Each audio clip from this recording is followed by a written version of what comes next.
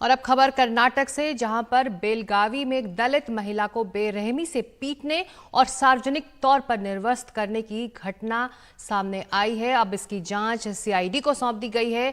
इस हैवानियत के सामने आने के बाद कर्नाटक में बड़े पैमाने पर हंगामा हुआ और बीजेपी ने पूरे प्रदेश में प्रदर्शन का भी ऐलान किया था।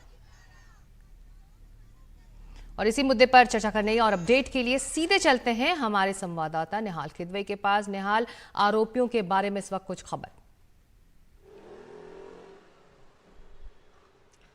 देखिए, ये जो घटना है ये 10 दिसंबर की रात को यहाँ बेलगावी में जब विधानसभा का विंटर सेशन चल रहा था तो बेलगावी शहर से तकरीबन 15 किलोमीटर दूर गांव में एक युवक एक युवती के साथ भाग गया। ये दोनों एक ही जाति के हैं, दोनों ही अनुसूचित जनजाति के हैं।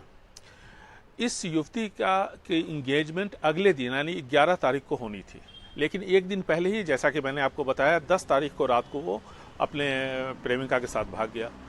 घर के लोग नाराज हो गए और 11 तारीख को लड़की के घर वालों ने लड़के की मां को, जिनकी उम्र 42-43 साल बताई जा रही है, उनको पकड़ा।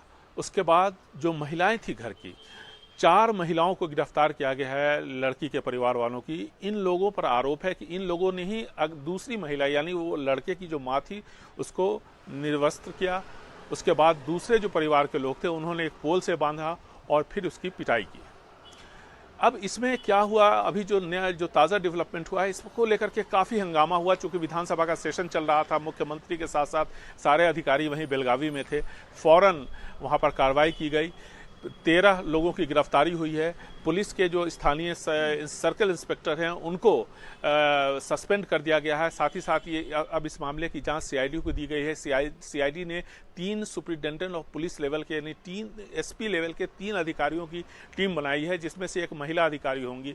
साथ ही साथ राज्य सरकार ने जो पीड़ित महिला है उसको 2 एकड़ जमीन भी देने का फैसला किया है। लेकिन ये निश्चित तौर पर काफ़ी चिंता की बात है। कर्नाटक हाईकोर्ट ने सुओ मोटो इस मामले को उठाया और उसके बाद कर्नाटक हाईकोर्ट ने कहा कि मौजूदा हालात में और इस समाज में इस तरह की हरकत बर्दाश्त के लायक नहीं है। सुप्रीम कोर्ट ने यह भी कहा कि इसको लेकर के किसी तरह की, माफ कीजिएगा, कर्नाटक हाईकोर्ट ने यह भी कहा कि इस मामले को लेकर किसी तरह की कोई राजनीति न हो और इसलिए उन्होंने राजनीतिक दलों, समूहों, सामाजिक संगठनों सबको पीड़ित महिला से मिलने पर रोक लगा दी है। लेकिन ये कहा है कि अगर सरकार इजाज़त देती है, स्थानीय मेडिकल प्रशासन इजाज़त देती है तो लोग मिल सकते हैं, लेकिन परिवार वालों पर इस तरह की कोई रोक नहीं होगी।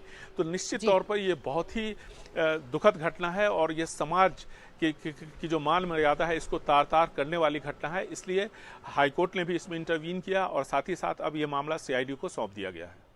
जी बिल्कुल, एक गंभीर मामला है और इसकी जांच अब राज्य की सीआईडी कर रही है। शुक्रिया इस पूरी जानकारी और अपडेट के लिए निहाल खिदवई आपका।